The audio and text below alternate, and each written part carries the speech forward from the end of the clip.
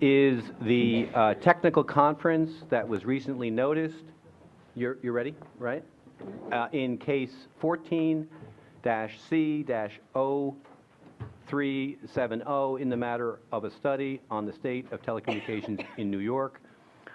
I want to just start by acknowledging that with us today are Commissioners Akampora and Sayre.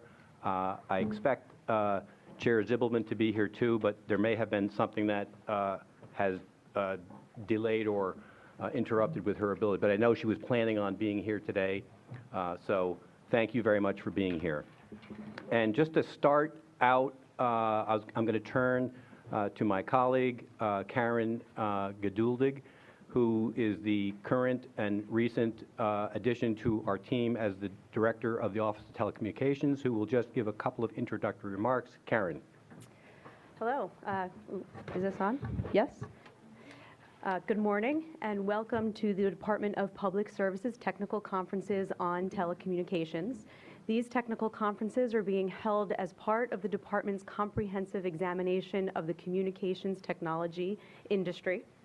I'm Karen Geduldig, as Peter said. I'm the new Director of the Office of Telecommunications at the Public Service Commission, and I have the honor and privilege of welcoming you here today. So what drove the department to hold these telecommunications conferences? The types of technologies that consumers are using today are rapidly changing before our eyes. There are more options today than ever before, and each type of communications technology puts increasing demands on the network. Each type of communications technology works a little bit differently. They have different strengths and they have different weaknesses. Some of them are well known and others less so. Cost is a limiting factor for use of these services, as is availability. And that's the backdrop against which the department launched and was petitioned to conduct this comprehensive examination of telecom in the state of New York.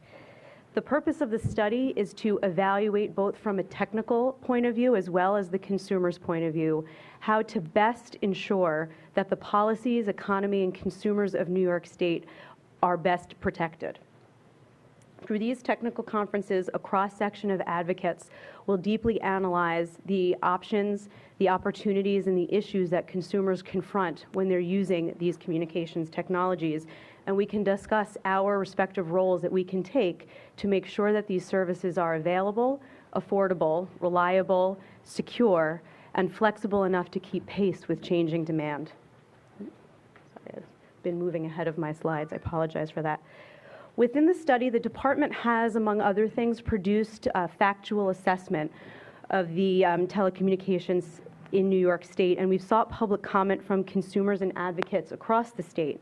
There have been many themes that have emerged. For example, consumers have increasing numbers of communications technologies and platforms to choose from, and their choices continue to change and to overlap. In 2006, which was the last time the department really updated its communications-related policies, most people used a phone to communicate or email. Voice over IP telephony was relatively new, and wireless telephony had been dominant for approximately 24 months. Email was the prevalent way to communicate in a non-voice capacity. Today, the choices are astounding. Traditional voice communications are served by any of three types of wireline systems, both copper, fiber, and cable, as well as wireless. People are using SMS texting not just to communicate with friends and family, but also to receive critical updates on things like school and work closures, updates on emergencies and weather-related incidents, and to receive things like reminders about doctor's appointments. People are using their internet connections for voice and video communications. Products like Skype and GoToMeeting allow for people to talk to one another across the country and across the world, just for the cost of an internet connection. And we have a proliferation of social media sources to allow for mass communications and crowdsourcing. So these types of innovations are not just impacting our social and family communications, they're greatly expanding things like employment flexibility, business and nonprofit coordination, and massive relief efforts for global catastrophes. So this graph is taken directly from the department's factual assessment, and it directly illustrates that consumers are making different choices. So according to this graph, I know it's a little bit of an eye chart. In 2000, roughly 2 times the consumers were using traditional telephony systems over wireless. By 2006, the trend had completely reversed. And by 2013, consumers were using wireless telephony roughly 4 times more than traditional telephony.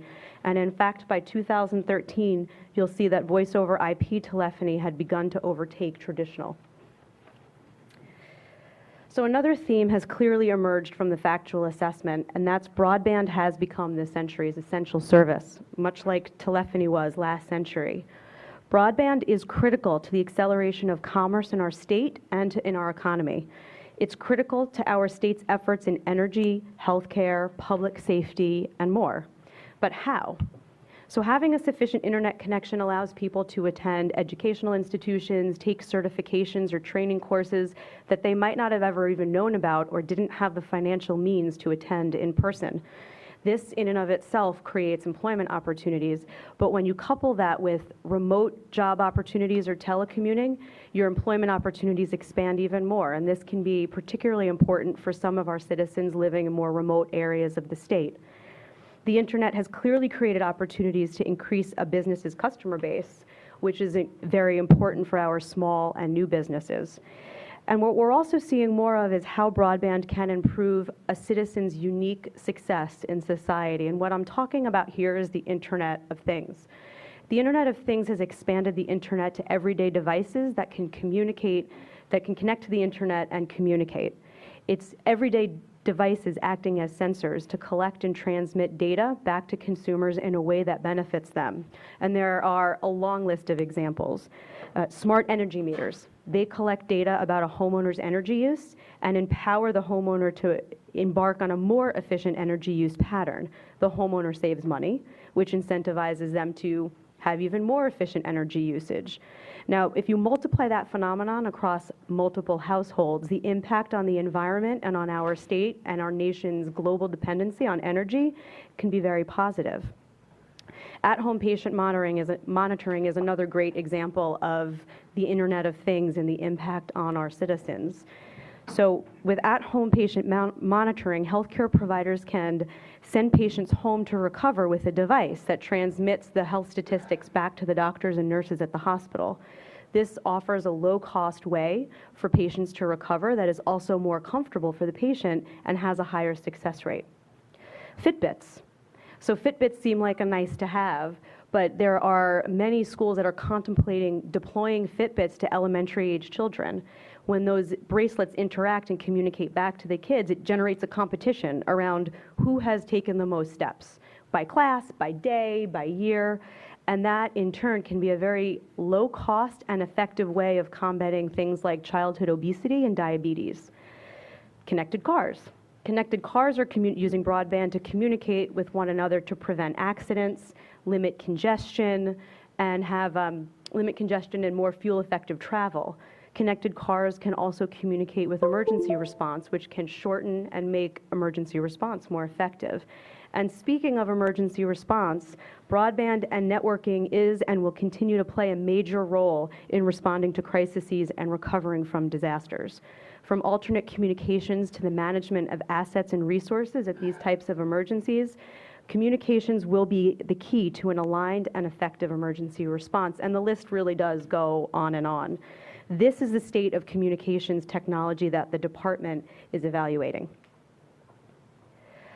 So as the department undertakes this analysis of the industry, it remains dedicated to continuing to protect consumer interests, which includes things like access to critical communication services and just and reasonable pricing.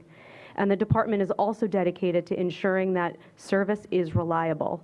But we also recognize that consumers should not just have reliable service, but that businesses should be incentivized to produce superior service. We want to incentivize the market to develop better products, improve service, and continue to be better. It's possible that these interests are potentially at odds and may require balancing, and in that light, the department is looking to generate policies that balance these interests through these conferences and other opportunities to participate in the study. But we also believe that it's possible for these interests to align. And that is another purpose of these technical conferences.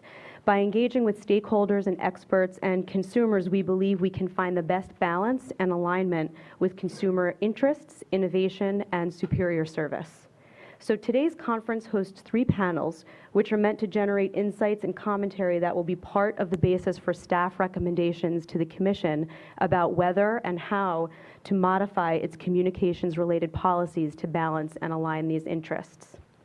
So these panels are Panel 1, which will start shortly, which is the status and adequacy of traditional systems, where we'll be exploring service quality and reliability of services over legacy systems, long and short-term challenges, customer migration trends and competition, and economic and physical sustainability. Panel 2 is on the status and adequacy of advanced broadband systems, where we're exploring barriers to deployment, the evolution of competition, whether the market has produced sufficient service standards and reasonable pricing, and lack of access in certain regions of the state. And Panel 3, which is tomorrow, is on legal and regulatory issues, where we will be exploring the reclassification of broadband as a telecommunications service, the state's obligation to encourage advanced telecommunications services, and other jurisdictional questions related to the evolving communications platforms and services.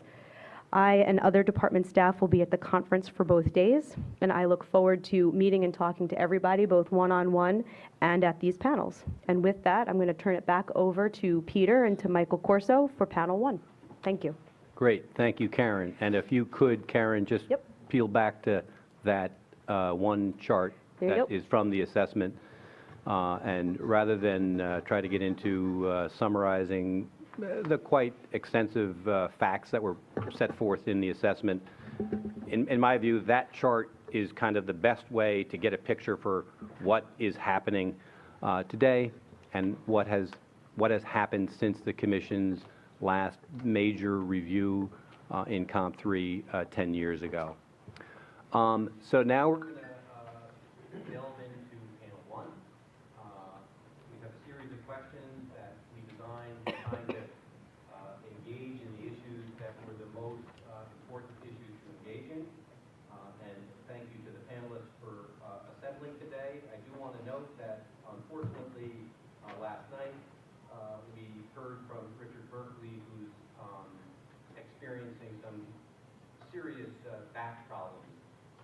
Would have been, it was impossible for him to join us today. So we're disappointed that Richard could not make it. We reached out to Susan Lerner last night, and she graciously agreed to sit in the panel today. So we appreciate your coming. I know that this is a last minute thing. You know, the point of today, and really both today and tomorrow, is to begin to join some of these issues. So I'm trying to have a conversation, a discussion about the issues. And the most important thing to me is to frame up the right questions, because there's lots of questions that we could ask. It's important that we frame up the right questions, so that we're pursuing the right things, all of which is designed to promote the public interest. That's what we're here to do. Cheese. Yeah. So, hopefully you heard some of that. Again, Susan Lerner, thank you for joining us today.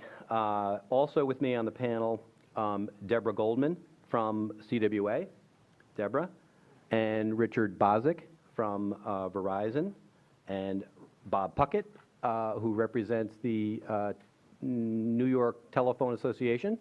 So that is not necessarily all of the carriers in New York, but a large number of the smaller carriers in upstate New York.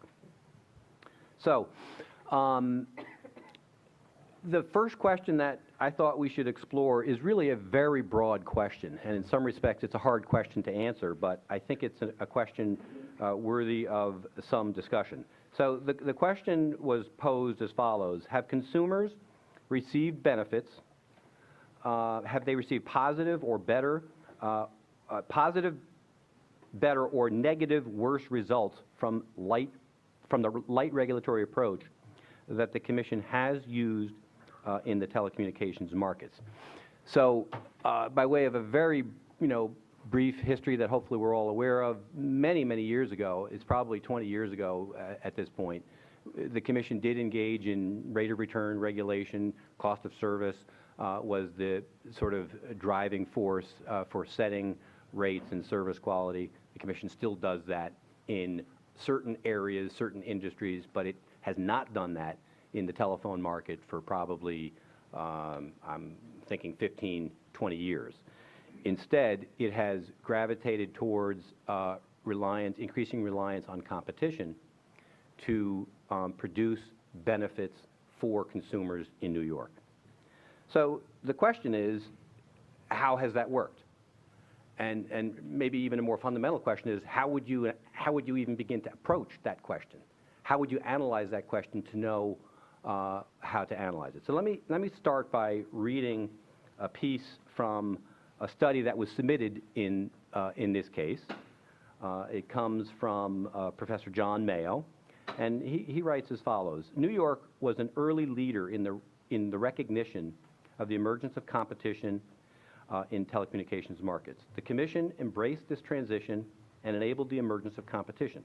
Yet, in spite of the New York Commission's finding in 2006 that the telecommunications industry in New York was sufficiently competitive to rely on market-based outcomes rather than public interest regulation, regulatory changes in New York have subsequently been modest. I think modest relative to other states and other regulatory agencies. Of note, this slowdown has occurred over the same period in which the marketplace, particularly in the less regulated wireless and broadband sectors, has produced astonishing technological gains, choices, investments, and prices that have all benefited consumers. Nevertheless, he continues, some observers have gone so far as to argue that movement towards a lighter touch regulatory environment should be reversed. So that's kind of another way of expressing the thoughts of, all right, how do we know? Have consumers benefited from the Commission's light regulatory touch or not? So John Mayo goes on to look at this from the perspective of several points of data that presents to end users of New York and others, the consumers of New York, how have they been affected by this regulatory regime? And he looks at it in terms of outputs, which is kind of a measure of, well, what has happened to penetration rates? Have consumers in New York, have penetration rates increased? Have they decreased? Have consumers increased their use of these products? If they have, that might be a sign that the marketplace is satisfying consumers' demands. Second, has innovation occurred? Has it occurred to the benefit of consumers?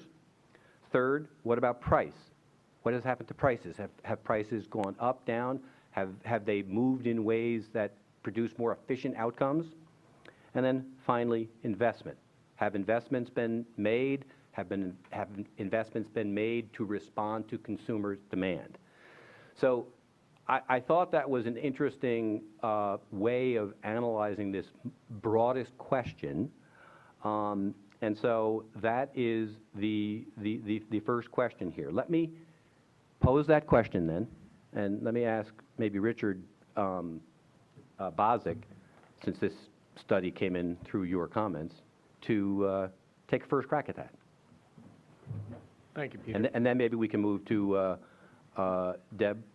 All right? Thank you, Peter, very much. I'm not going to, it is, can you guys hear me? The green light? Yeah. It's on. Thank you. I'm not going to comment on Dr. Mayo's study. That's his work, and the study provides additional information in regards to his analysis, and I'm sure that topic can be discussed on the second panel, which he's going to be on later this afternoon if it presents itself. But let me give you Verizon's perspective. I mean, from what all of Karen was saying before, I think it's fair to say that the wireless and the broadband market in New York, as well as elsewhere in the United States, has exploded. with innovation and service offerings that customers only dreamed about years ago. In fact, the last time that the Commission did a study on telecommunications, the world has changed. And I think the light touch regulatory approach that the Commission took in that respect has really fostered the market in regards to innovation and investments. I mean, that said, the Commission has definitely made some progress on having a lighter touch on the wireline regulations over the course of the past several years. For instance, I think the Commission and the Service Quality Improvement Plan acknowledged the impact of competitive alternatives on customers, and obviously, with the focus, obviously, on providing good service to customers that the Commission considered vulnerable. I think there's obviously some things that need to be done. For instance, in regards to light touch regulation, there are certain things that the Commission still has in place that go back decades ago, back to when Verizon and other companies doing business in New York were fully regulated providers. For instance, just to give one example, is the sale of property, the transactions that we have for the sale of buildings. In that situation, Verizon needs to file with the Commission for permission to sell its properties and confirmation for that transaction. And given it's a very competitive market in New York for real estate as well, it ultimately has the opportunity to tie things up. I think overall, the light touch regulation and the steps that the Commission have taken are good, have been good for the market. I think there's more that needs to be done. And as I mentioned earlier, I think that approach incentivizes investments in the market. Okay. Deb? Well, I'm going to present a different perspective. First, I want to say thank you to the commissioners for hosting this conference, to the staff for the work that you've done, and we're delighted to participate and look forward to continuing participation. Is this on? See, that green light has to come on, so push that. There you go. Thank you to the commissioners and to the staff for all the work you've done to get us to this point. We look forward to continued participation going forward. Almost 2 years ago, a petition was submitted to this commission from Connect New York Coalition of consumers, labor organizations, elected officials, state and local from across the state. And the petition asked the commission to take a look at, is the light touch, or I would call it deregulation, working for all consumers and for all businesses and all organizations, schools, libraries, that need to have access to, as you said, broadband and voice telephony to protect public safety, economic development, and all the benefits that come from broadband. And we have been looking for answers to the kinds of questions that you're looking at, and we want it to be a data-driven examination. The data, quite frankly, is hidden or not available. But when you look at the data and look at, is the deregulation, is the competitive framework working for all people in the state of New York, you see that there is a vast divide.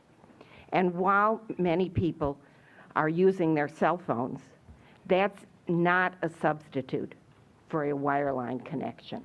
You need to have a wireline connection in order to have the kind of connectivity to do your homework, apply for a job, access the vast information on the internet. I'm going to cite just one statistic that shows why you need both a wire and a wireless. The FCC, as this PSC, concluded that these are not substitutes, these are complementary. And they looked at a survey. People with home wireline broadband use 57 gigs a month. People with smartphones use 1.9 gigs a month. In other words, if your kid is going to be doing their homework, if you're looking for a job and have to fill out job applications, if you're uploading your photos, if you're downloading videos, and multiple people are doing that in the home at the same time, or at school, or in the library. You can't rely just on a smartphone. So we can't start with that chart that you show. We need to have wired connections. And what's happening in the state? 10 years ago, Verizon announced, we're going to build an all-fiber network, and began to get cable franchises to create the economics and the regulatory environment for investment in their all-fiber network. And they began redeploying many of our members, some of whom I want to recognize as being so interested in this issue, both for themselves and their families and their neighbors, that they've come here today. And so thank you very much for being here. The real experts about what's going on in the telecom industry here in New York began to be redeployed to building the FiOS. And then in 2010, there was an announcement that the FiOS deployment was going to stop. And the impact has been that upstate New York, eastern Long Island, and many of our rural towns are dependent upon one provider, are dependent upon Verizon's copper network for their landline service. And this landline copper network is deteriorating, is falling apart before our very eyes. And as we go on, I've brought some pictures to demonstrate that, and I want to share those. When we asked for some information from the Commission and got a Freedom of Information, we looked at some of the data that unfortunately is hidden from public view. And this is the kind of information that needs to be examined in an on-the-record evidentiary hearing where we can cross-examine each other and really look at the information and be data-driven in policy. Consumer complaints exceed the PSC's benchmark every single month over the past 3 years, since 2012. Trouble reports in wire centers, half of them exceed the PSC's benchmark. Even for the small group of customers called core customers, low-income, disabled, elderly, for whom there's reporting of out-of-service recovery within 24 hours, even there, the benchmarks aren't met about a quarter of the time. So something is seriously wrong. And this needs to be examined, but the light touch deregulatory approach is not protecting these customers. And without competition, and as we know, competitive markets drive investment where you make the most money. It's the responsibility of this commission to ensure that everybody is protected and has access to quality communications. So if competition is in the lucrative markets, and we know even in some places that isn't true in the city of New York, where the FiOS build has not met the franchise obligation. But certainly, it's the obligation of this commission to collect the data and examine whether the current light touch policies, which we believe are not working, are protecting everybody in New York. We'll come back to, let's complete or run through the panel first, and let me, thank you, Deb. Bob, okay? Thank you, Peter. I just feel like I have to say while I'm up here, could the secretary please read the next item on the agenda? Anyway, thanks for it, Bob. And thanks for inviting me. Just a little bit of background. Peter mentioned New York State Telecommunications Association. Turn on the mic. We've been around since 1921. Peter mentioned that we represent a lot of the smaller companies upstate, which we do, but in full disclosure mode, Verizon is a member of NYSTA as well. Many people here today are thinking, incumbent telephone provider, we're talking Verizon. Well, there are 40 of them across the state, and many upstate. There's one downstate, Fisher's Island Telephone Company serving Fisher's Island. Just to put in perspective, there's more than just Verizon in this state. And our association is made up of incumbent providers as well as competitive local exchange carriers. We have about 45 carriers in total as members of the association. And basically, our incumbent members, I can't read the chart, but it's the red line there that's going south very quickly. So let's put that all into context while we're here. Have consumers benefited from light touch regulation? You have to look at that in terms of, are we talking about ILEC regulation, CLEC regulation, wireless regulation, cable TV regulation? We're all regulated differently. Yes, there's been some, as far as the incumbents go, there have been some modest changes to the state of regulation of those carriers, but in no way is it deregulation. You can ask any of my members that, and they will tell you why that is true. We think the state could do more for the incumbent carriers in terms of reducing regulatory oversight. Some of these carriers upstate, the smaller ones I know, today's discussion is probably going to center around Verizon quite a bit. But these carriers upstate are as small as serving 400 customers in some village somewhere in upstate New York. So there's a big, vast ecosystem out there. Verizon is one big part of it, but there are many others. And have consumers benefit? Certainly they've benefited with the explosion of wireless, with the explosion of cable, who is now the dominant provider of landline in New York, not Verizon and not my members, but cable.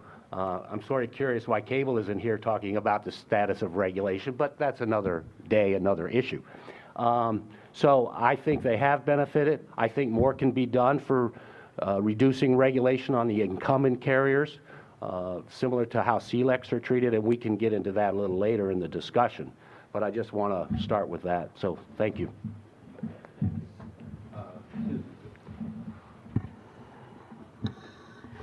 Thank you, Peter, and my apologies. I'm suffering from a cold, and I'm a very poor substitute for Richard Berkeley on this topic, as I do not have a tremendous depth of knowledge as he does on the New York regulatory scheme. But I can speak from the perspective of an organization which has been speaking to its members and others across the state to ask them whether they feel deregulation has been successful. And certainly, one of the concerns I think has been when we look at the chart, there are various statements from various entities at various times about the need for an orderly transition which protects consumers. Our concern is that too much of this discussion is focused on what's healthy for the industry, and not enough is focused on what the Commission itself identified as its primary goal in deregulation, which was to ensure that consumers receive the appropriate protection and that they continue to have universal, at least access to universal telecommunications services. And our experience at Common Cause in talking to our members is that if we start the discussion from the consumer point of view, it looks very, very different than what we've heard from the industry representatives. Consumers are not happy with the transition. Consumers feel that they are out in a cutthroat marketplace on their own, that they are up against gigantic telecommunications entities which make billions of dollars in profit and are not responsive to their concerns. Just take a look at any wireless telephone contract and ask yourself whether the consumer has any bargaining power whatsoever. When I went to law school eons ago, there was something called a contract of adhesion, and that was a one-sided contract. The telecommunication contracts today are perfect examples of that. And we believe that it would be appropriate for the Commission actually to increase its regulation, particularly increase its regulation of the wireless market because of the chart that we have been shown. Consumers really have no idea what they are exchanging when they go to wireless or go to VoIP. I'd like to suggest that in certain cases, we don't have the statistics, but certainly we're hearing from people, consumers are making that switch not voluntarily at all.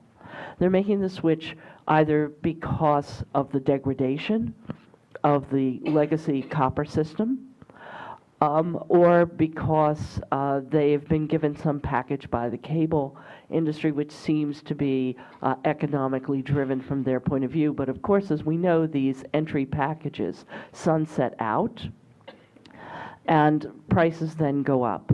If you ask consumers, are the three services equivalent? Do they provide the same telecommunications basic service? They will tell you no. Yet the basic service definition here is unchanged and is based around a wired service, as perhaps it should be.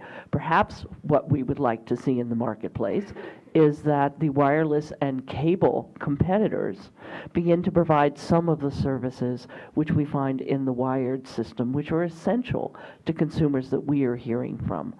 So from a consumer point of view, they feel lost. They feel that the marketplace is not serving them. They feel it's not providing clear information. They feel that the services are unreliable and overpriced. And I think it's important that we really pay attention to what consumers are telling us the result of deregulation is. Peter, if I can have Richard. an opportunity Yes. just to comment on a number of issues raised. I mean, there was many issues that were raised by Debbie. In all due respect, I disagree with pretty much everything, pretty much everything you had mentioned, and I'll get into a couple of those issues in a minute, but to save time for the purposes of this panel, I won't address every issue. But I think what we have to do is focus on what is the customer preference, not necessarily whether or not a wireless provider is providing all of the services or all of the functionalities that a wireline company provides to its consumers. It's whether or not consumers are getting the services that they want. And I think the information that we have, the statistics that we have, would show consumers are leaving wireline and are migrating over to wireless for voice service clearly underscores the importance that consumers are making intelligent decisions on the voice provider of their choice. The recent information shows that about 50% of voice customers are cutting the cord. Now, let's just talk a little bit about what, I mean, we got into this issue of deregulation, but like Bob was saying, we're not at a point of deregulation for wireline, and I think the Commission and staff in their study acknowledge that. As I mentioned earlier, there have been some steps acknowledging that the market is competitive. But what's important to understand is that Verizon is providing outstanding service quality to its customers. Let's take a look back and take a look at the customer trouble report rate. The customer trouble report rate, which is, you know, how many customers are reporting any given service outage at any given month, clearly shows that the service quality is getting better over the course of the past 10 years. The trend shows an improvement. In fact, we are well below the Commission's objective set for that customer trouble report rate threshold.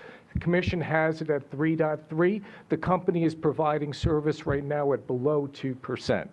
So obviously that shows that we're providing an extremely reliable network. And in regards to the out-of-service conditions, the record and the information shared with staff that obviously is public clearly shows that we're doing an outstanding job in providing good service to our customers. Thank you. All right.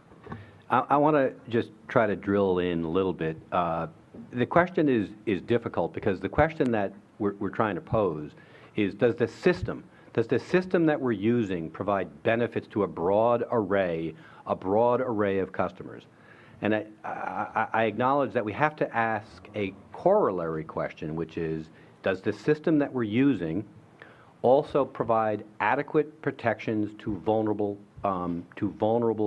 consumers, consumers who may need protection more than others? And I want to just try to drill into one fact because, well, it's the question I'm asking, though. The question. But that's not the statutory standard. It's not vulnerable. It's not vulnerable consumers. It's all consumers. I know. I'm asking, does the system that we're using provide benefits to all consumers? Does it provide benefits to a vast majority of consumers? Does it provide benefits? Does it provide better benefits than a regulatory approach? And to the extent we have to look at more vulnerable customers. Where does this system not serve customers, and should we focus there? So I want to just draw out one question, one fact, because one of the outcomes that I think seems relevant is, well, how about penetration rates? Have penetration rates, the extent to which customers in New York are actually on the phone system? That's one measure of whether this system is working or not working.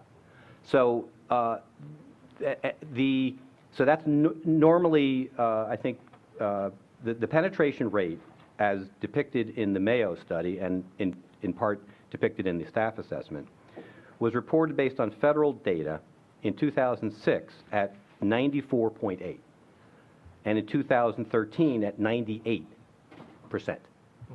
New York penetration rates. And both of those penetration rates for New York were higher than the U.S. average. So is that a relevant question to determining whether the system that we're operating under is providing benefits to consumers in that one dimension? There are other dimensions, but I'm just trying to focus on one dimension. And one of the reasons I'm trying to focus on this is because this is a point that Pulp made in their comments. But what they did was they used a statistic that was different than these statistics. And I'm trying to reconcile the two statistics because I'm concerned that they may have been using a statistic based on a survey that is not the most robust survey that the FCC administers. So is this metric, is this data relevant to the question that we're trying to address here? Deb.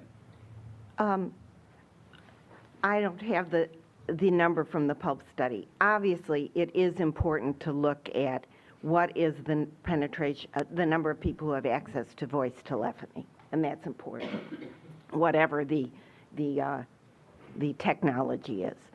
But as you all said, broadband has become the century's essential service.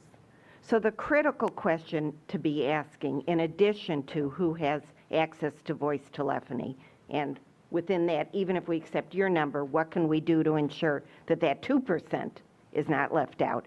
But the really critical question to be asking is, how well are we ensuring that across the state, low income, rural, throughout urban, suburban, across the state, people have access to the telecommunication system of the 21st century, and that's broadband. We have some data. You've put some in your staff report. The FCC has collected data on that.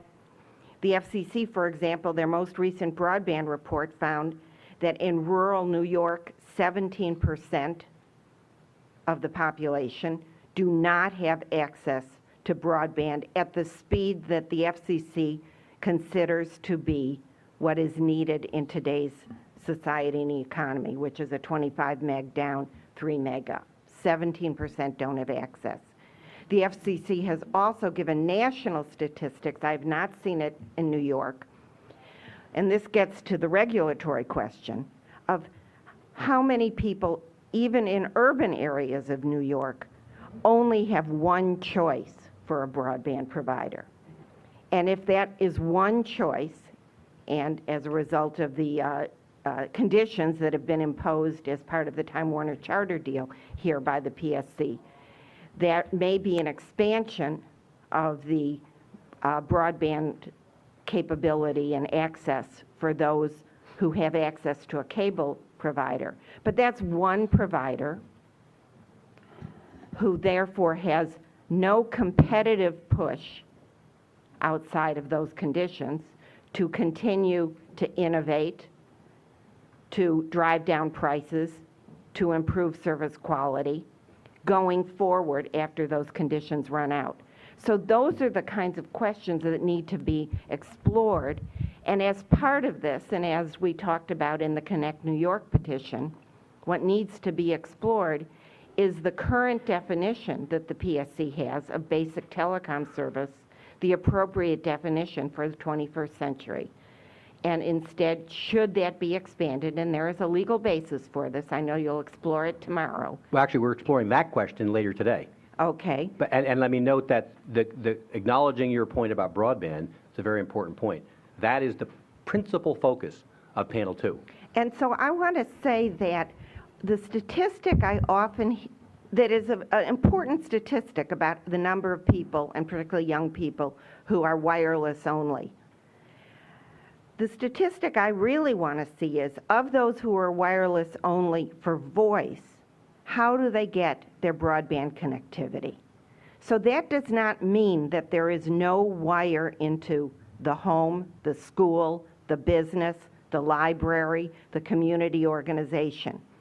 And if this commission goes in a direction that says, fine, we're okay if people are getting their wireless, doing their homework off their smartphone, standing outside of McDonald's because they don't have home broadband, and so they have to get the Wi-Fi after 9 o'clock at night out of McDonald's to do their homework.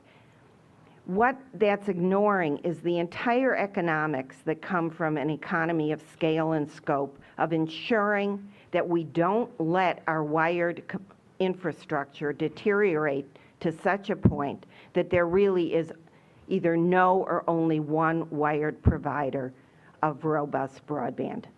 Peter, if I may. Okay, so yes, Bob, 1 second. Let me just alert the panelists that I had kind of allocated 30 minutes for this question. So let me just ask you each if you have a concluding thought on this question, and then we should move on so that we can get to the other questions. Bob. In general, consumers and the data that you look at does show consumers are receiving the benefit of various modalities and forms of telecom service. Are there instances where somebody doesn't have sufficient broadband? Are there instances where maybe a CTRR level is down 1 month? Sure there is. It's not a black and white world out there. There's gray out there. But overall, in general, the data shows quality, landline, copper, fiber voice service. Again, we're talking about the red line here, not the other lines. And does more need to be done on broadband? Certainly. But New York ranks in the top 10 states in terms of availability, average speeds, and I suspect most schools, libraries, places like that do have wired connections. And yes, there may be areas of the state that still could have more broadband in the very rural areas, but it's getting there, and it's with programs like the governor's $500 million grant program, that'll certainly move the needle up quite a bit. You've got folks out there in upstate New York. I've got one company, the customer's 26 miles from the central office, and they get 6 meg. I mean, and there are people that maybe get less, and then, of course, the FCC keeps changing the definition of what is broadband. It was, what, 6.1, and now it's 25.3, and the state, it's 100? I forget. But progress is being made, and New York is ranked in the top 10 in the country in terms of availability. More needs to be done. I'll put my hand up, and it's getting done. And you know, cable may be the only provider in certain parts of the state. Unfortunately, competition is hard when you've lost what, 76% of your market share. You know, it's a tough world out there. Richard, anything further? No, I mean, really just to echo what Bob said. You can't deny that broadband service is important. I mean, obviously the question is how will the broadband be provided to consumers and what ultimately consumer preferences are in the future. I think we need to leave that up to the consumer. Obviously with, you know, the deployment of additional technologies, investments and so forth in the wireless market, I'm sure we'll be seeing additional broadband services made available to consumers at certain speeds that don't have it today. But obviously, in putting aside the jurisdictional issue, but putting aside that issue, I think it's important to let the market run its course. Obviously, what Bob was saying, there are conditions associated with the Time Warner Charter merger, and obviously with the governor's broadband grant, I'm sure we'll be seeing additional broadband deployed in areas that are currently unserved or underserved today. Susan, a final thought? Just to reiterate, I believe that the chart there does not actually represent full consumer choice. I think that many people have been forced off the wired system, at least we're hearing from them vociferously, They feel that they don't have the information necessary to make a choice, if they do have a choice. And the transition from the consumer standpoint has been far from smooth. And we believe that the PSC really needs to step in and to help consumers understand what the marketplace is and protect all consumers much more vigorously. All right, thank you. We're going to turn now to the other questions, and I'm going to ask Michael Corso to tee this next one up. So this is an interesting segue, actually, to the question, which is very focused on the copper network.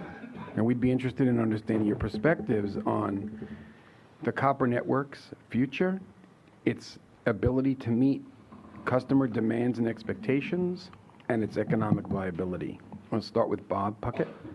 and we'll move up Sure, the line. thanks. Thanks, Bob. Thanks, Michael. The issue with regards to copper is the natural evolution of the network. We went from open wire to copper many, many years ago, probably before most people in this room. We went from mechanical switching to computer-controlled switching, then to digital switching. So the networks evolved from one technology to others over the years. You used to have dial phones and you had touch-tone phones. So this is just another progression to go from copper to fiber. Will copper be around for a while? I think it will. And while I'm at it, just to give you some ideas, I did a quick survey of some of the upstate members, the smaller companies, to try to get an idea of, again, to the broadband issue that's been raised, of what they're doing on copper with DSL.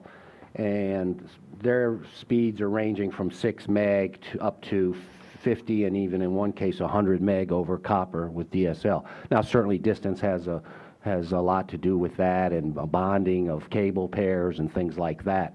But a number of companies are in the 20 to 25 to 30 meg range in providing DSL services. What's interesting, and a number of the companies also do fiber to the home to some extent, some more than others, and they offer 100 meg or 1 gig. But the actual take rates of what's the most popular speeds on the fiber networks are around the 10 to 25 meg. For DSL, it's around the 6 to 12 megabit per second range. So copper is still being used out there. I imagine it'll be there for a while. Fiber's been in the network for many years. In the backbone, a number of the companies have moved their DSLAMs and for the DSL service closer to the customers using fiber technology to cut down on those copper, and hopefully not get too technical, cut down on those copper loop lengths to the customer so that they can get to 25, 30 megabits per second to those customers. So I see copper as being around for a while. Some companies are transitioning to fiber. Again, in a marketplace where you're less than 50% of the market, with the revenue flows being a lot different than they used to be back in the monopoly days, it's tough to invest in the networks. I mean, that's what you get with competition. So that's where we're at. Okay. I'm gonna struggle not to ask follow-up questions, but to allow the panel to speak and see if there's cross questions from each other. But I appreciate that answer, Bob. Thank you. Sure. Deborah? Oh, I was going to let Verizon answer first. Oh, you were going to let them? Okay. Let me say that That's differently. okay. I'd like to hear from Verizon first. Sure. Okay. Richard?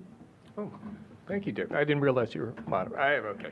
Well, look, I think it's unrealistic to expect that the twisted pair copper network is capable of offering the services that the fiber network or a fiber coaxial network or wireless network can provide today and be able to provide in the future.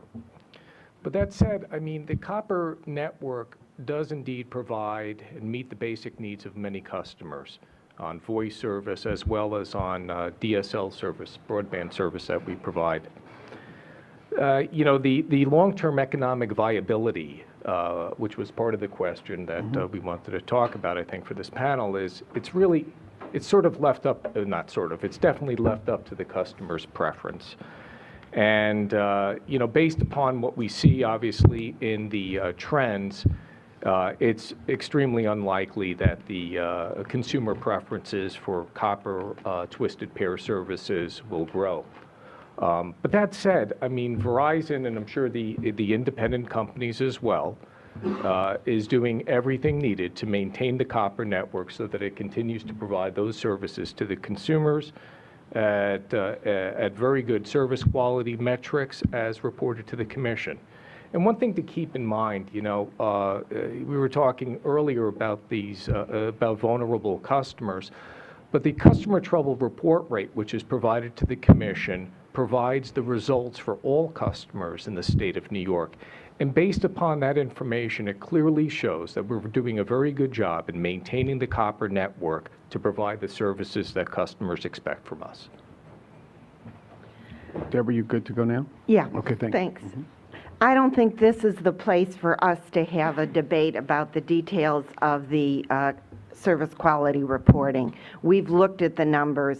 When you peel back the numbers, I would not agree with your assessment, but that's why we need a full on-the-record evidentiary hearing so that we can really peel these back and look at, has the change in the service quality reporting, both what's required to be reported to the Commission and what's available publicly and what the benchmarks are that were changed in 2009, 2010, have this protected consumers. So that's why we need this on-the-record hearing, not for you and I right here to be saying, my numbers show you this and my numbers show you that.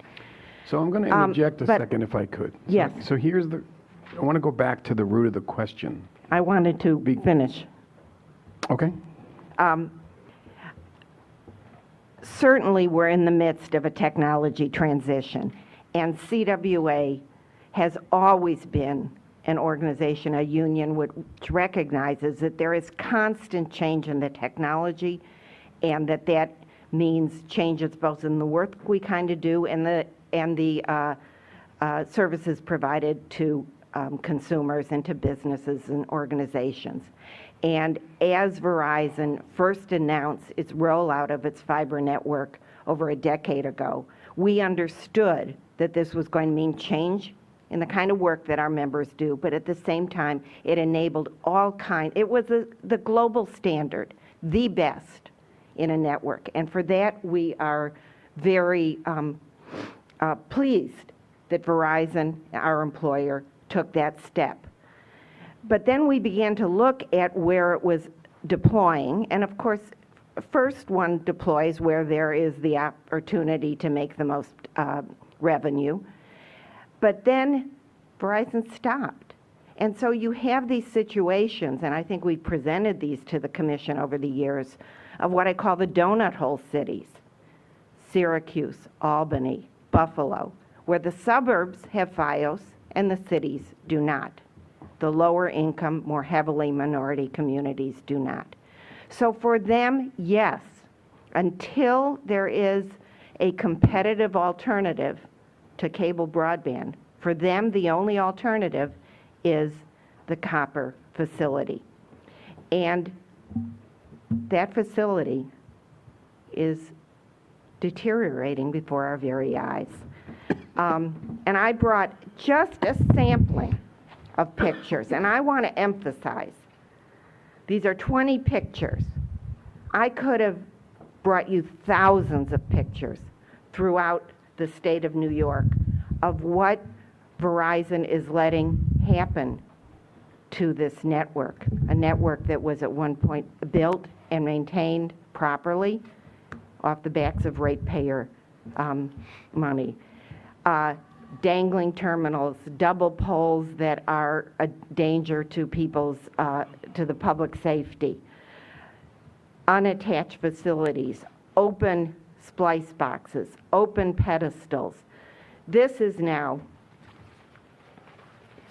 plastic tarps are what technicians now have on their trucks when they do a splice and need to cover something or see a pedestal. And so you see exposure to the elements, And what happens is a customer will have noise on their line, have be out of service when it storms, it rains, it snows, call in or try and send that information in, I'm not sure how, online if they're out of service, but online. And if they get through to the repair bureau and get an appointment, when the line may dry, it may test and be scrubbed out of the system and not reported in the trouble reports, by the way. This is something that needs to be examined when we do the on-the-record evidentiary hearing. What are the ways in which these trouble reports actually get into the system? But the condition of the network is not being properly maintained. The staffing is down 40% over the past 10 years. Yes, we've lost a lot of landlines. That number doesn't include the number of broadband lines. But there's still a network that needs to be maintained. And there aren't enough people with enough time to do the proper maintenance. So if it's appropriate, I'd like to share these pictures. Yep. Well, in the meantime, if I could take the opportunity and address a number of the issues that were just raised. First of all, and we've mentioned or responded to this in our comments. First of all, what Debbie was saying about deployment in FiOS in areas that are not low income is absolutely false. We've deployed FiOS throughout the city of New York. We've deployed it in areas well below the average state income level, including areas such as Poughkeepsie and Schenectady, New York, Newburgh, New York. As far as the maintenance of the copper network, as I mentioned earlier, what's important to look at is the customer trouble report rate. Not only that, and I know Debbie mentioned earlier that PSE complaints are a level set by the Commission. One thing just to be clear, that's a level set by the Commission to be used for commendations. And what the results clearly show is that the number of PSE complaints going to the Commission have substantially declined or improved, let's say, over the course of the past several years. All said, the results are out there. It shows that the customer trouble report rate has improved. It shows that we're doing a very good job on meeting the Commission's expectations for vulnerable customers, and it also shows quite clearly that the number of PSE complaints has substantially declined, improved, in other words. I'd like to comment on this just very briefly. I do agree with Mr. Puckett that there is still a continuing need and necessity for the copper network.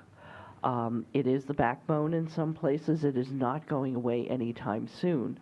There are people we have spoken to, consumers here in New York City, who have no voice telepathy available to them in the borough of Queens. They came to our Queens FiOS forum, and they said, we don't have any choices. We can't even get phone service. We can't get cell phone service.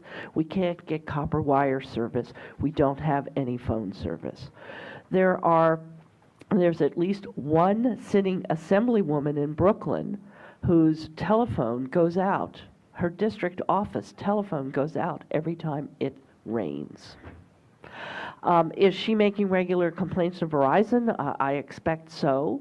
But if they can't solve the problem for a sitting assemblywoman's district office, how likely is the ordinary consumer to get results? We have story after story, which is why we believe, and I agree with Debbie, we need an evidentiary hearing. It's easy for he said, she said to go back and forth, but until we actually see some of the records under oath, we are not testing the industry's assertions in any significant way.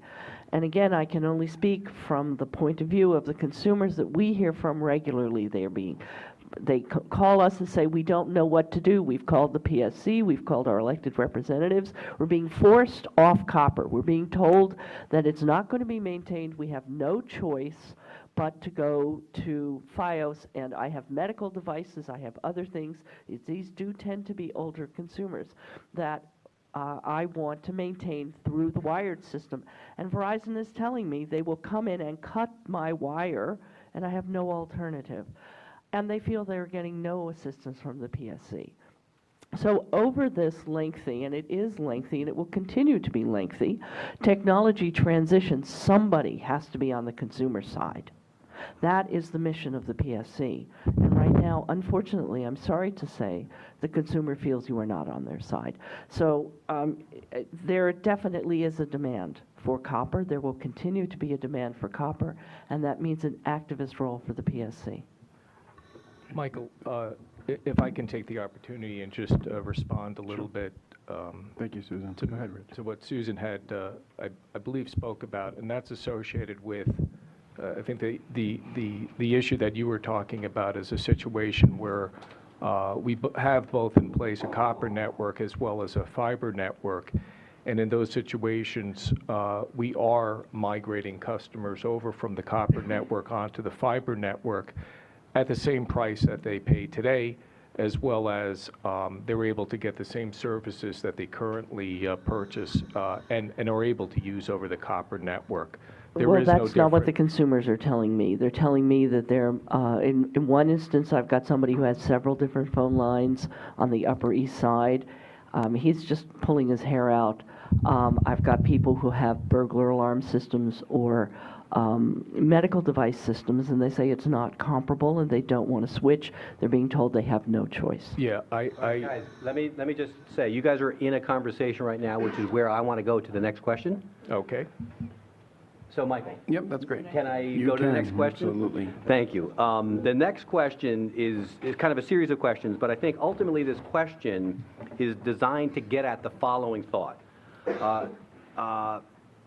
And I'm focused primarily on voice here, recognizing that there's a lot of convergence and there's a lot of packages, but I'm kind of trying to focus here on voice just to unpack it.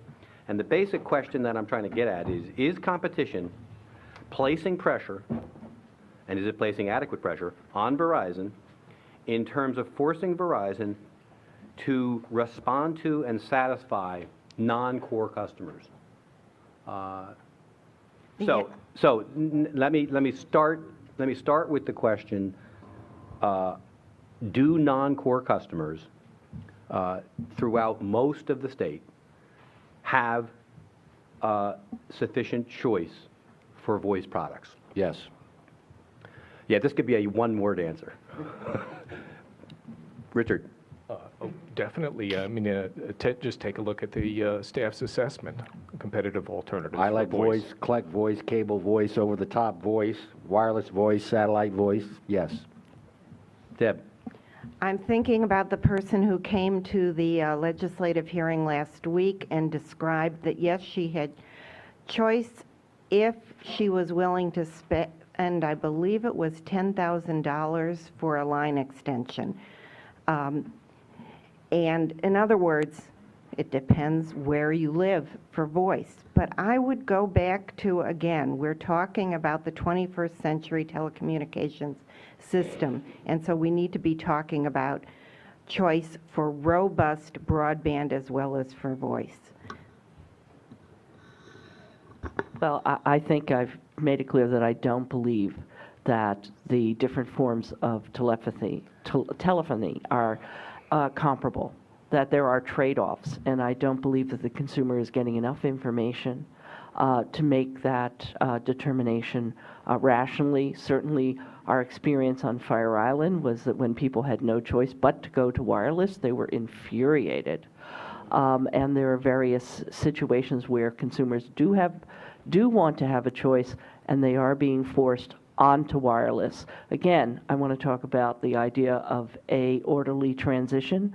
I don't believe that we are seeing that in the marketplace, and that's not the consumer's experience. Okay. So now, let me, I probably know the answer to this question, but let me ask it anyway. Are wireless networks providing competitive pressures, and are they seen by the marketplace and consumers as replacements for wireline networks? Bob. Maybe. It's a customer by customer choice. Yeah, but what's the data? And my Telling members us. have differences of opinion of the term substitutability, but they're, 30 to 50% are abandoning landlines completely. The younger generation, I should say. I go to more meetings with millennials, I guess they're millennials, and none of them have wired services. None of them, not a one. It's folks from our generation that still have wired services. And I know we'll have discussion about certainly a wired broadband connection, but as far as voice and substitutability with wireless, it's a person-by-person choice.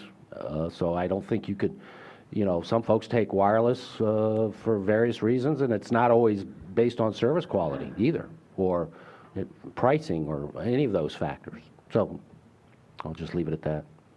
Richard? Yeah, I think the data shows that many consumers are deciding that the wireless network provides the services that they're looking for, and for that reason, they're switching over to a wireless service, especially for voice.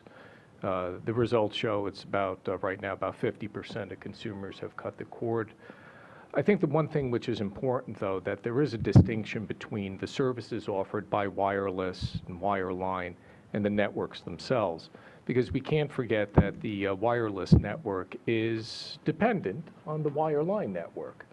So when we talk about services, yes, I agree. Services are definitely 100% competitive as far as I'm concerned, and the results clearly show that customers are making that decision on their own to switch.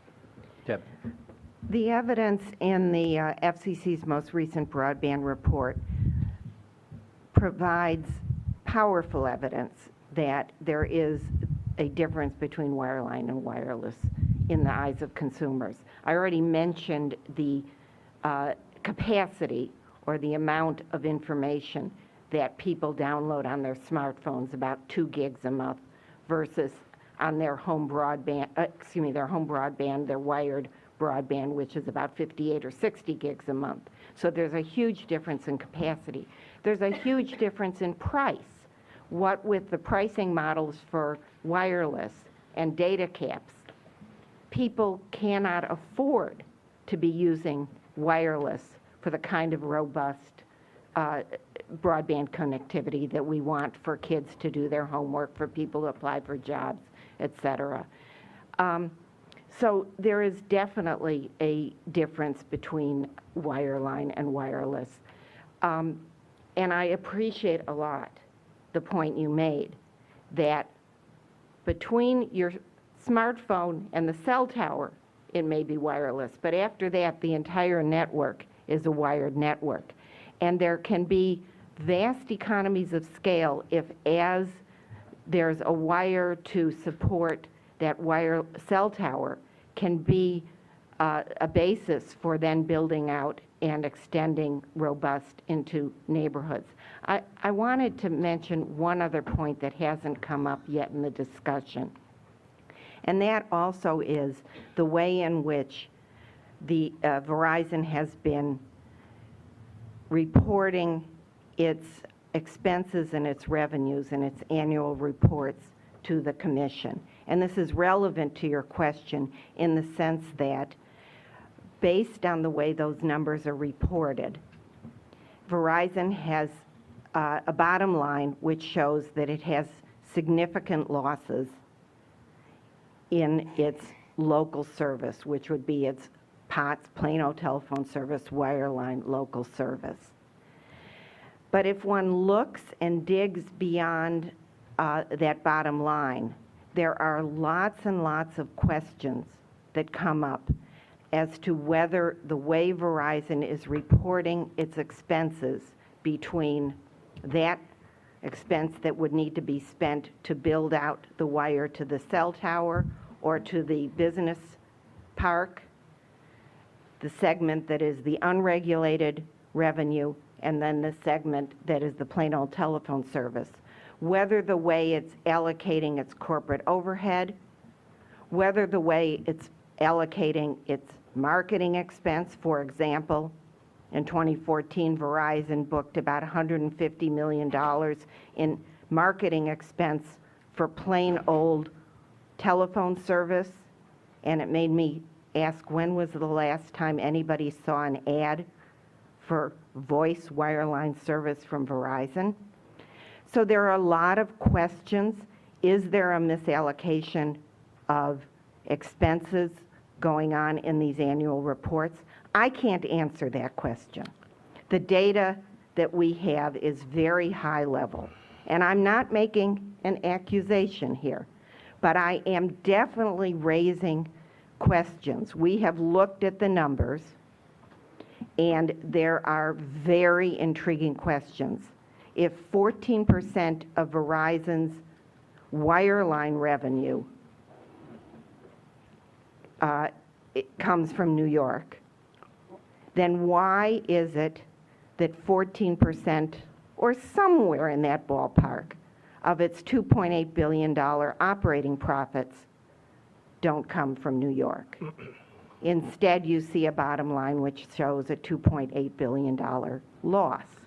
Lot of intriguing questions that really beg for the kind of examination that would happen in an on-the-record hearing. Are you suggesting that Verizon Wireline is over-earning? No, I'm suggesting that Verizon Wireline, that Verizon is misallocating expenses to the bucket in the financial reporting that this commission requires and does provide to the public, that it is misallocating the expenses to load expenses onto the local service as opposed to expenses that could be allocated to the unregulated services, and therefore then Verizon is able to come and say, but local service is unprofitable. I am not saying that this is the fact. I am saying there are intriguing questions that need to be explored. Peter, if I could just very briefly comment. I know we're taking up a lot of time on certain And issues. it's not really the question that I was posing. Yeah, but let me just, I feel obliged to comment on it. The methodology that's used to allocate these costs are consistent with the FCC's practices on doing so, or in compliance with the FCC's directions associated with that. Now, in regards to our income that's reported to the Commission is at a net level that includes regulated and unregulated services. The focus needs to be on the bottom line of the company. Thank you. Susan, you... Yeah, I did want to say that I do agree. The question is about whether non-core customers have choice. Well, I actually wanted to talk about, the question is whether wireless networks are suitable replacements for wireline, and I do agree with Mr. Puckett. I've had numerous conversations with millennials who have switched to wireless, and they said, oh, and then I found out I couldn't get X, Y, or Z, but I've already switched. So I think there is a great overlap, but it's not an entirely 100% transition. And again, I'm back to the consumer doesn't really have the information to know what they are giving up. Somebody who moves into a building where they can only use the door buzzer through wireline has to get a wireline, even if they have a wireless phone.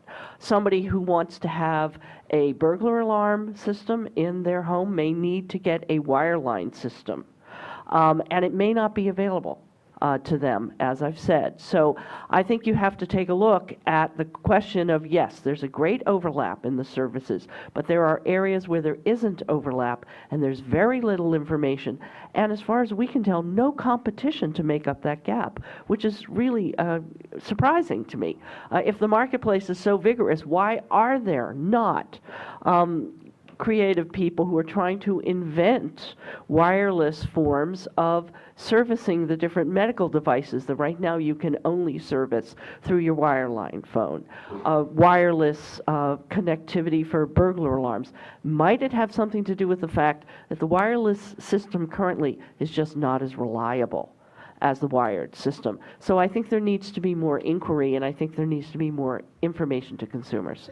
Peter, before we move on, can I, and I'm sorry I'm late, but I do have a question for the panel. It's Audrey Zibelman. Yes.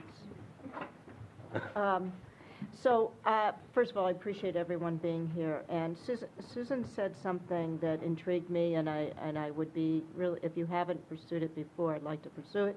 And if you have pursued it before, just if I get a brief answer.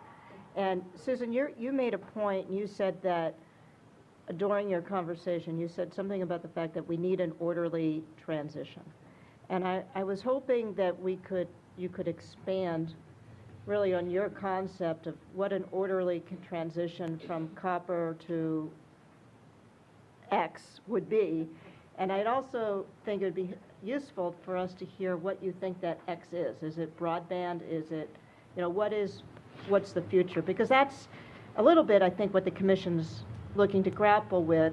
I think we all agree, change has occurred, change is occurring.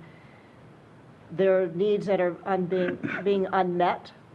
Maybe not everyone agrees, but there's certainly allegation that there are needs that are being unmet, and that's one of the reasons what we're looking at is exploring what are the unmet needs. But what's your view? And I'd be interested to hear, actually from all the panelists, if you were to sitting on this bench versus that bench, what would you be suggesting we do? Since I opened that. Well, I think I've mentioned, I think that at a minimum, the various providers, and certainly the providers who are offering a non-wired service, should be providing disclosures of some sort as to the difference between their service and the wired service. So most people, I believe, who are switching their phone service to VoIP, for instance, are probably not aware that unlike the wireline system, in an emergency, when the power goes out, their phone is going to go out. I'm old enough to have lived through several blackouts here in New York City, and the one thing that was working in 1977 when I had a babe in arms in a blackout was my phone was working. That is not the case anymore with wireless or with VoIP, and I think people don't really think about that. And the services which are supported through the wired service that are not supported on broadband, on wireless, and also the fact that when you switch from a copper legacy wire to a Fios wire, the power requirements are different, and your phone may go out in times that you're not expecting it to. So I'm not suggesting that there shouldn't be a switch, but I think right now the consumer is not given information to make an informed choice, or at least to know what they're getting into when they make that choice. So at a minimum, I think that that's necessary.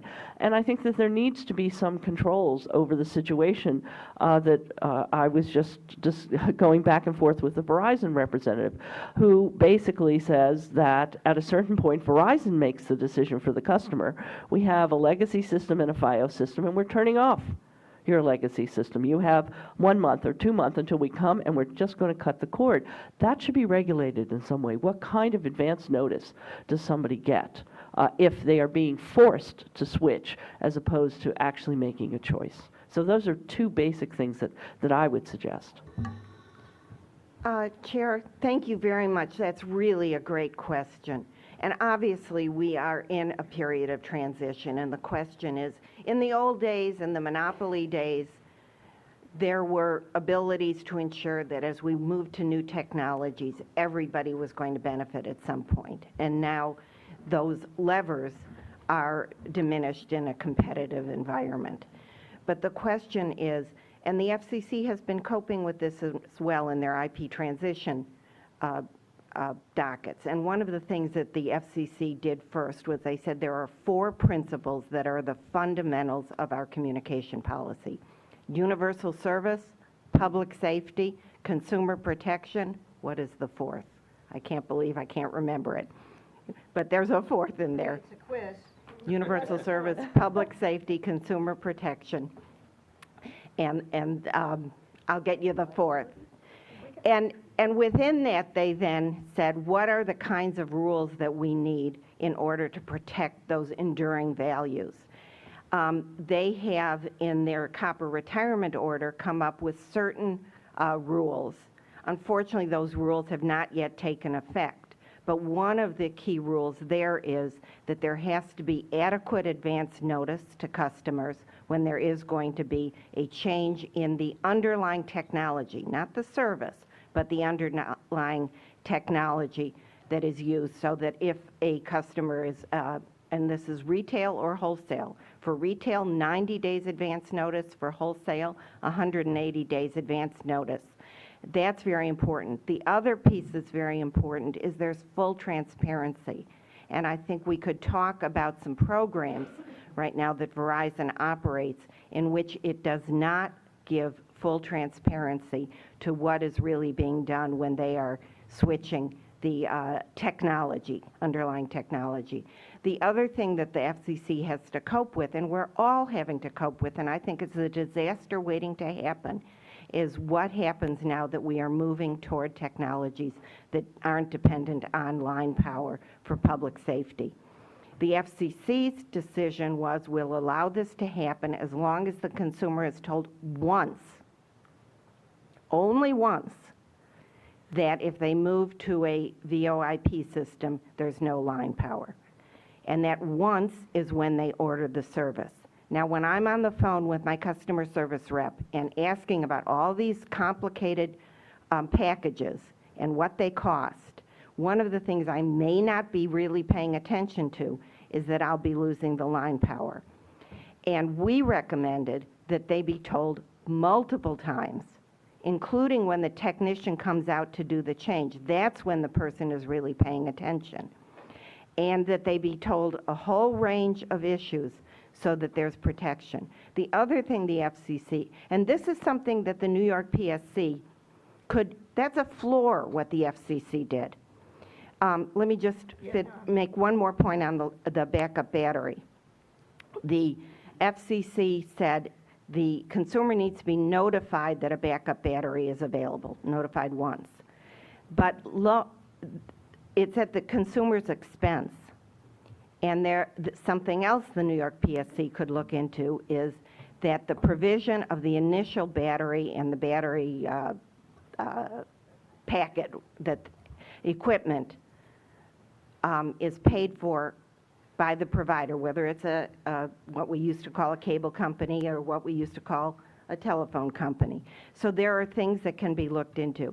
But the key thing in this transition is that as we incent investment in upgrading networks, which is what we all want on this panel, incentive for investment in upgraded networks that provide robust broadband, that until those individuals and businesses and schools and libraries are part of the group that gets that investment, it can't be a zero-sum game. That they have to continue to have access to competitive choice of quality landline providers. And I failed to mention the obvious, which is to examine whether wireless, because it is now taking such a large number of telephonic clients, has become a basic service. So if just because I'd like to hear the other panels, but just Deb, just to be clear, what you're suggesting is that we should look at the FCC rules as a base, and that may be something that we could at the commission level identify as an area of standardization. As a floor. As a floor. In some places, they may be, what they're doing is adequate. In other places, and I think the retirement order has some pieces that you could see it as a floor. And other commissions are looking at whether this is a floor. And then you have huge areas of consumer education that really are appropriate as well. Okay. Rich, I'm interested in your thoughts, but also, could you specifically respond to this, the whole issue of VoIP and reliability and battery backup? And I was going to, yes, definitely. Debbie is correct. The FCC had a proceeding on network transition, and in that proceeding came to the conclusion of certain timeframes to notify customers. It's all part of a process on the retirement of the copper cables. The company abides by those timeframes. Sure.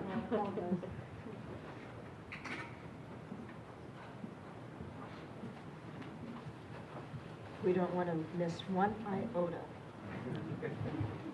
She's going on the battery backup. And for those of you who are on the webcast, we're just on a quick pause for the court stenographer. Thank you for your patience.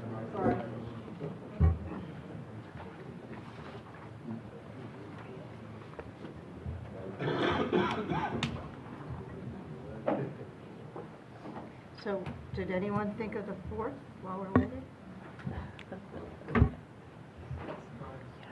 I can't believe somebody doesn't have a smartphone here that could look it up. Competition. Yay. Competition, all right. Thank you. Prize goes to DPS. What's the Wi-Fi password? I was thinking Department of Energy. Where did I get that? What I was saying was the timeframes that were determined by the FCC in its recent decision.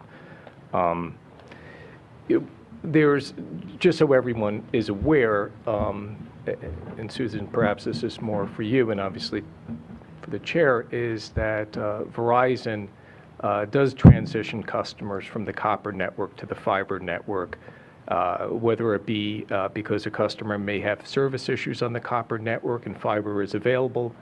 We're restoring the customer service, the same as we provide the customers on copper. We're restoring the customer service on fiber. In addition, there is an effort to retire copper cables in certain wire centers, and in that effort, we're reaching out to the consumers and advising them of the timeframes needed, consistent with the FCC's docket. Just talking a little bit about the battery backup. In the situations where Verizon identifies that the problem is with the copper network and we have fiber available, we're migrating the customer service onto the fiber network, and we're offering the customer a battery backup at no additional charge. They get the same service that they have from us. We need to install fiber, and we provide them a battery backup.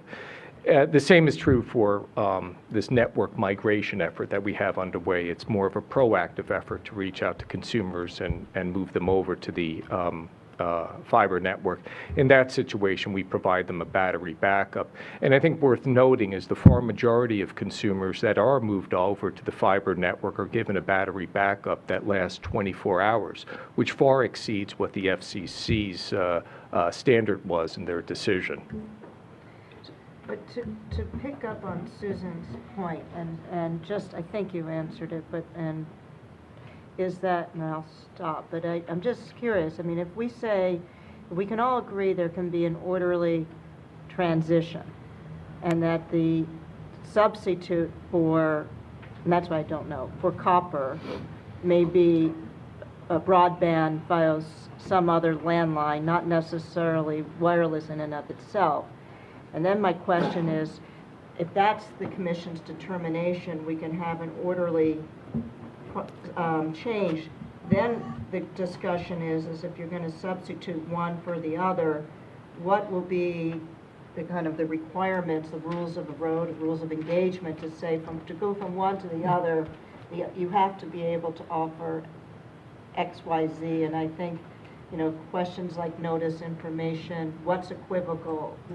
Is that something that I guess all of you would feel like that would be a useful exercise? Because it seems like the FCC started to go there, but didn't really define, how do we get from here to there without disruption? What I think is important to note is that the service that the customer currently purchased, assuming they were on copper, when they're moved over to fiber, they get the exact same service. It's just provided over a different means. So for argument's sake, customer has a tariff service, fully regulated service today on copper. We'll do the migration, we'll switch them over to the fiber network. The customer pays exactly the same price, has the exact same services that they purchase, and it's still a regulated service. Rich, what about medical devices and burglar alarms? Yes, they work. I I think what this shows is education, and I think that is a role the PSC has always had, and I think it should continue. Chairman, you weren't here earlier when I was suggesting we were talking about the state of regulation. And from the incumbent carrier's perspective, you know, the Commission has made some modest changes in light of the competitive environment we're in. I'd be the first one to say, and I sit up here and listening to some of this discussion, it sounds like some people miss the good old monopoly days with the command and control where the Commission orders Verizon, you shall do Fios to 100% of your customers across the state. Well, we're in a competitive environment now.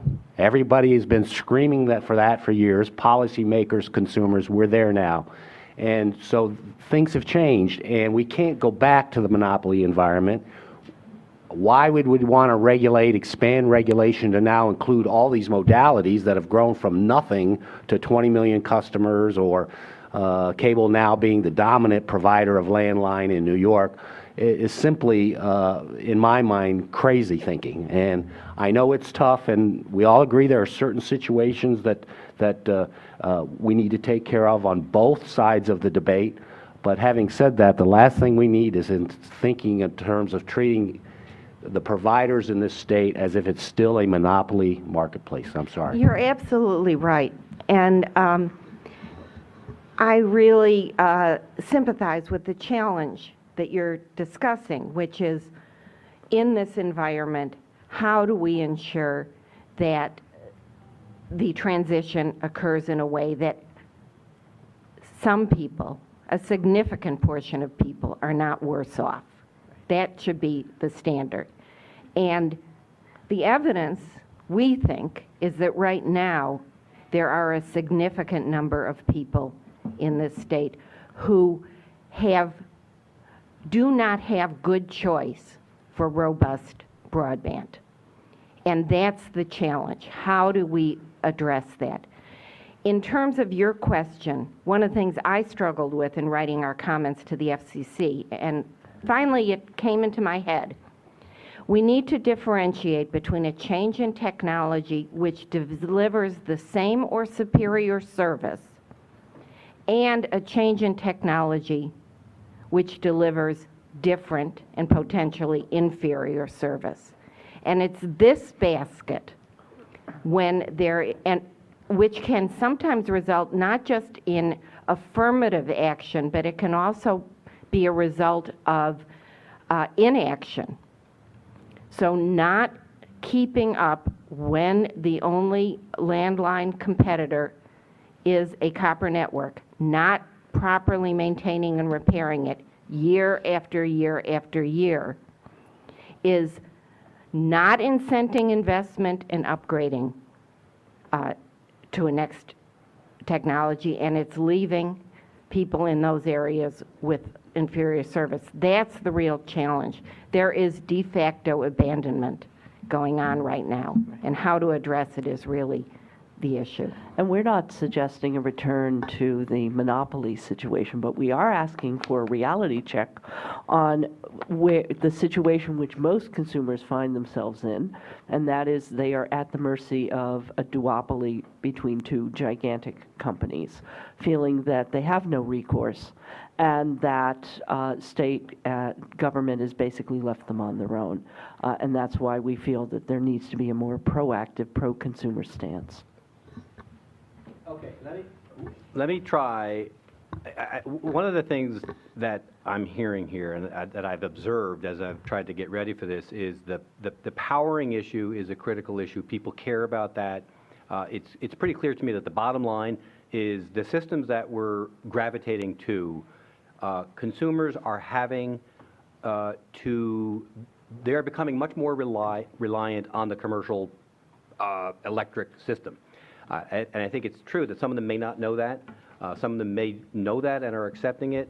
But it seems clear that we have to clarify what are the policies that companies are actually using as they're migrating to VoIP in terms of backup power, and we have to help customers understand and then give them ways of responding to their needs if their need is, I want to have some protection from an electric system that goes out. Relatedly, it's been very difficult, I think, to keep track of the evolution of interoperability with these different systems, with different devices and different things that are being used in terms of alarm systems, in terms of medical devices. And I think we need to gather some more data on that and try to understand how these systems do or do not interoperate with some of these devices, and how those devices that are being produced in the marketplace are either migrating themselves or are not migrating themselves. I'm not sure what we do with that, but we clearly need to learn much more about that so that customers can become better educated. So I think I want to go now, Michael, if you could help me with a couple of charts. I know you guys said we weren't going to get into data, but I still want to, I think an important question that we're trying to focus on here is to what extent is the regulatory system that we're now operating under, which is a light regulatory touch, especially for non-core. Oh, okay. I'm looking for the CTRR. Just keep going? There we go. So again, the question that I'm trying to explore here is to what extent is competition placing pressure on Verizon to respond to customers' needs in non-core situation. I think I'm hearing some people say not much, but I'd like to hear Verizon's response to this. This is the chart of CTRR, which is an overall measure of reliability. I think this comes out of Verizon's statewide look at CTRR. This is the rate of customer-reported troubles on the network. Again, this is statewide. I think it's more interesting to look at this on a regional basis. But this, I think, is showing whatever the trend is. It's hard to see. Could you tell us what Yeah. the red and the blue? Yeah, the Go blue, back to the other one. Yeah, I believe this is the rate of troubles per, I think, 100 customers. Oh, no, out of service, that is, okay. Sorry, there. So this is the rate. And in general, if that line is kind of like the regression line. The blue line is the regression line. It shows kind of an average, if you will. And we see that it's about 2%. So I think roughly 2% of the access lines, there's a trouble. I think I calculated this once, and that produces roughly 46,000 troubles per month, which the company then has to respond to. A certain percentage of those are out of service. I think it's roughly 80% of the troubles end up being in out of service condition. So typically the commission uses 3.3 as a gauge for how many central offices are meeting the CTRR rate. So the commission doesn't use this particular line as a metric, but I think it's a good way of depicting what the network is producing in terms of how many times are troubles being generated on the system. So that's the CTRR, and I wanted to just compare this to what staff had used in its assessment, which was a similar depiction of this, but it's a rolling 12-month average. So if we go back, we see that there are some spikes. I think if I remember correctly, some of those spikes are around giant storms like Sandy, where you have a huge increase in the number of troubles that have to be then responded to. So when you do this on a 12-month rolling average, it gets a little bit more smoothed out. And the reason I wanted to put this up here is because when staff did its assessment, it only had it through a certain timeline, so I wanted to make it more current and see where that line was trending. And we see that I think it was trending in a particular direction at the time because it was still being influenced by the increase in troubles from Irene and Sandy, and we now see that it's beginning to come back down. So that's an important measure that we've always used. I think it's still an important objective piece of data that we have to analyze and see what it means. Oops. And then I think another important, but not the only piece of data, is the extent to which, when there is a trouble, how well does the company respond to that trouble to clear the trouble? So this is a measure of the extent to which these troubles are cleared in a 24-hour period. And again, the Commission has a regime that measures this and enforces this for core customers. This is showing all customers, so it's core and non-core. The objective that the Commission has set forth is it should be at 20%. So we see that this data for all customers is well above, at the most current point, is well above the 20% number. So again, I think it might be useful to look at this also on a regional basis, because this is statewide, and I think it's useful to break this down into regions. I couldn't do it today because there are certain confidential issues.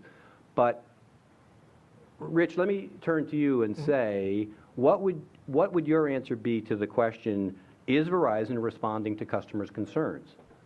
Or how is Verizon being responsive? Is competition providing enough pressure on Verizon to respond to customers' concerns? You know, I think it's important to, and if I can, just address one issue that Debbie had raised earlier about this term de facto retirement. I think the information in that first chart that you were showing on the customer trouble report rate is a clear indication that the company is by no means having a de facto retirement of the copper network in process. Keep in mind, and we provided this information in our comments, that the company has spent about $5.5 billion on the copper network over the course of the past 7 years. Some of it capital, some of it expense dollars. Now, as far as meeting the customer's expectations, you can clearly see by the customer trouble report rate that we're exceeding the metrics that were established by the Commission in a rate of return regulation era. I mean, that was decades ago, right? The whole idea behind establishing these metrics was to ensure that the company was providing good service quality to its consumers while at the same time was able to get a guaranteed rate of return. Well, the one component stopped 20 years ago, and that was the guaranteed rate of return issue. We can get into that as much as we want.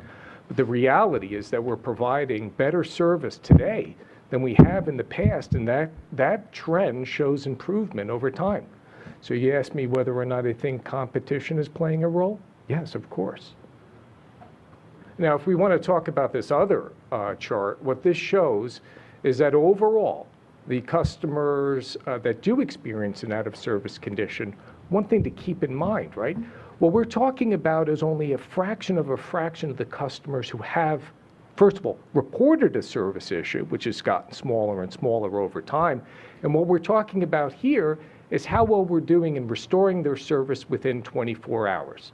And basically what this shows is that about 70% of the time we're doing it, okay? With an understanding, I think we have to fall back to what the Commission determined in its service quality improvement plan, that there are indeed competitive alternatives for the far majority of customers. The focus needs to be on those customers that the Commission considered vulnerable. The focus should be on how well we're doing on meeting that objective for vulnerable customers. All said and done, I think we're doing an outstanding job of meeting overall out-of-service conditions in the state of New York, and that information clearly shows that it's improving. So let me ask others to weigh in on the question of whether competition is having the desired effect on service quality performance. This again underscores why we have to be having this discussion in the context of a full evidentiary hearing where there is discovery, where there is cross-examination. We got information in response to a Freedom of Information inquiry that provided us data about trouble reports. And I'm looking at our analysis of that data. Showed that And one should go back to the trouble report chart. This is an aggregate of all central office entities in the state, so that individual central offices can be missing the trouble report, but if there are some that are making it, that can smooth out those that are not. And so one really needs to look at what is, and this is what used to be happening under the old rules, what is happening in each area served by each central office, so that one has a sense of where are the areas that are not getting the proper maintenance, repair, investment. When we looked at that, we found that on the aggregate, Verizon central office entities missed the PSC statewide trouble report benchmark in 8 out of 12 months. This was through 2015. We got new data last week to update it, and with the update we found that between January 2012 and December 2015, Verizon missed the trouble report benchmark in more than half of the reporting periods. But if you then go and look at central office by central office, the numbers were quite astounding. Verizon central office entities missed the PSC statewide customer trouble report benchmark in 22 out of 41 months. And I'm looking through my notes. Verizon central office entities, each individual one, between January 2012 and May 2015 missed the benchmark over 1,000 times. Then we looked at the current system to address when there are missed benchmarks. If Verizon misses a benchmark in 3 out of 5 months, it must file a service improvement report, an SIR, and say what it's going to be doing to address the problems. And we then looked at the record of these SIRs, and in multiple times, Verizon would have to file one of these reports, and then the next 5-month period, file another report, and then the next 5-month period, file another report. So these are not proving to be an effective way to ensure the proper response. Now, we can go back and forth about our numbers. And of course, what is the statement? You know, data, data, data, and we can tell different stories. This is why we need to be looking at this really in the context of a full on-the-record evidentiary hearing. For example, the OOS information that you just provided, even in response to our freedom of information, we were not given data about service response intervals for non-core customers. We weren't given this. So I can't sit here now and give you any response to that chart. I'd like to. I hope it's accurate. This chart was actually provided in Verizon's comments, I believe. It was. Okay.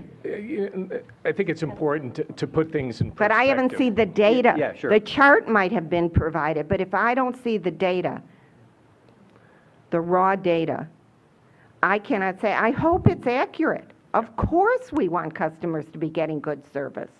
I hope it's accurate. Yeah, let me just chime in, if I may, for a second. There was a number of things that Debbie had raised which don't tell the entire story. First of all, Debbie, I'm sure you know you have access to the customer trouble report rate for all of these wire centers. The number of what you refer to as SIRs have shown clear improvement over the course of the past several years, with the results for last year being at the lowest level as far back as I can recall. In addition, you know, this whole idea with number of SIRs that we reported, I mean, you're giving a raw number, but you're not putting it in perspective. For instance, in the comments that you filed, I think you said that we missed it 252 times and we had to file an SIR. But what you fail to mention is how many opportunities there could have been to file an SIR. And in that situation, it was over 22,000 individual SIRs that could have been filed. In other words, we didn't file an over 90, or about 99% of the time. Look, the lead organization has this information. They've seen it. It's right here before us. You have access to the public information, and it clearly shows that we're doing a very good job on providing excellent service to our customers. Now, granted, there may be situations, we all understand there may be situations that it takes longer to repair customer service. Understood. We try to resolve that customer service as best we can, and obviously in a competitive market, we have to try to achieve that. That said, given the information that we see before us, the trends clearly show that overall the service quality is getting much better. All right, we're going to run out of time pretty soon here, and so I'm wondering which questions I can still. You want 7? Okay, let's go to 7. So, should the Commission's definition of basic service requirements be modified? I didn't bring the definition with me. It's been around for a long time. It basically spells out the features that a phone service should have, like dial tone, access to 911, I think access to long distance, et cetera. So, Susan, you want to speak to that? I'll bet you do. I do. We do believe that the basic service requirement should be examined and should be modified, because it really is set for a technology in a marketplace that is not current. And so I think that it's exactly the kind of open discussion which the PSC should be having. I didn't prepare for this panel. I didn't come with a list of things which I think should go off or go on, but I do believe that it is past time for the PSC to look at its definition of basic service. I'll be brief. Yes. You need to add data transmission at a designated speed capacity to the basic service definition. Well, I'll add to that. I agree that it needs to be revised, but let's not forget the definition of basic service was established by the Commission in the mid-90s. Lots of things have changed since then, and I know the Coalition made a filing that was asking for the inclusion of 976, fax machines, a number of other issues. I mean, look, the world has changed. I think we have to accept that. There's a lot of things that were included in this definition, for instance, directory listings that are not of importance to consumers today, and we can clearly see that by the fact that consumers are switching over to different technologies, wireless in particular. You know, directory listings is a perfect example, as well as operator assistance calls. That stuff was all in the definition back in the 1990s. 20 years later, the world has changed. I think we need to cut back on that definition. Bob, do you want to?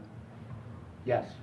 Obviously, some folks here would probably want to add to it. Some folks Would like things removed. I think locality charges, I thought the PSC eliminated those 15, 20 years ago, if I'm not mistaken, so I'm not sure the relevancy. And so there certainly is a debate here of what should be on it. With regards to the broadband speed issues, I will just defer that to the legal panel later on. Okay, so let me kind of wrap up here by just asking the panelists whether is there a question that you think we should be addressing that we didn't address? And could I add to that, is there specific action that you're recommending that the Commission should take that you haven't discussed yet? There are actions, I think they could, well, there's certain law changes that we've advocated for that would, I think, help the PSC. I mean, some of the laws that have been talked about were passed in 1910 and 1911. I mean, when we had telegraph service, and they're still on the books. We're still, the incumbents are regulated. I guess all regulated carriers are covered by those laws. You know, for a lot of my members, some things, less reporting perhaps, more flexibility on even basic service pricing to the extent your prices are below the statewide benchmark. A number of my companies would certainly be interested in. Again, if you have a benchmark and you've deemed that a just and reasonable rate for the entire state, why not allow flexibility anywhere below that benchmark? You know, whether it's a competitive environment or not, and not having to go through all those tests, and some folks may not be aware of all of these things, but you know, those sorts of things, and we've talked to the commission about them before. So. Yeah, thank you. I mean, that's a great question, Commissioner. I mean, I think the commission has, and I'm sure staff and staff's report accepts the fact that there's competitive alternatives for voice customers. And I think the commission took the right steps to let the light touch regulatory approach flourish for broadband services as well as for wireless. I think what the commission needs to do is acknowledge that there's definitely competition in the voice market and take the extra step needed to further lighten up the regulatory requirements on the wireline providers. I mean, the reality is a lot of the regulations that were established when we were, and Bob's companies were in a rate of return regulation with no competition. The world has changed. Without question, the world has changed. And we've seen a huge decline in the number of access lines that we provide service to. With that all said, I think what the commission needs to do is exactly what it did for wireless and for broadband, is to take a step back and let the market run its course. Ultimately, consumers will decide what's best fits their needs. Now, granted, there may be an opportunity for the commission to become involved in the future, but only if there's a failure in the market should the commission exercise its regulatory authority. That's my feeling. If I could, before you move on, Greg. Yeah, one item I forgot, and I mentioned there are certain laws out there that obviously impact the way you have to operate, and one item I missed that I think is critical is this outdated concept of getting franchises from every municipality where you want to provide video services. I can go out there and build a broadband network or a voice network by filing, and maybe not even with a broadband network, but I get a CPCN from the commission, which is a 2-page form, and I could build that network anywhere, anytime, serve any customer I choose. But then when I want to put a video signal over that network, I then have to go and negotiate with every village, town, municipality in the state, and then come to the PSC and have them approve it as well. So it's simply an outdated model of regulation that hopefully someday the laws can change to provide a little more flexibility for that. We may be interested in working with you on that.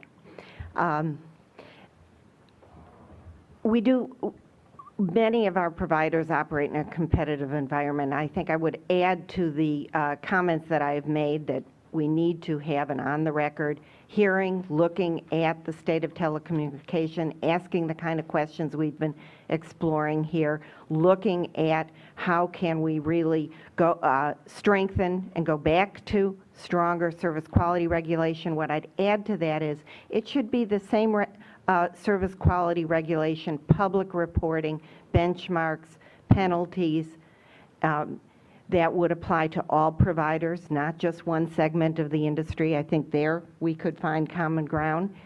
And to also re-examine the definition of basic telecom services. Okay, that's the end of panel 1. We're going to take a break until 1 o'clock and resume with panel 2, which is going to explore broadband issues. Thank you all very much.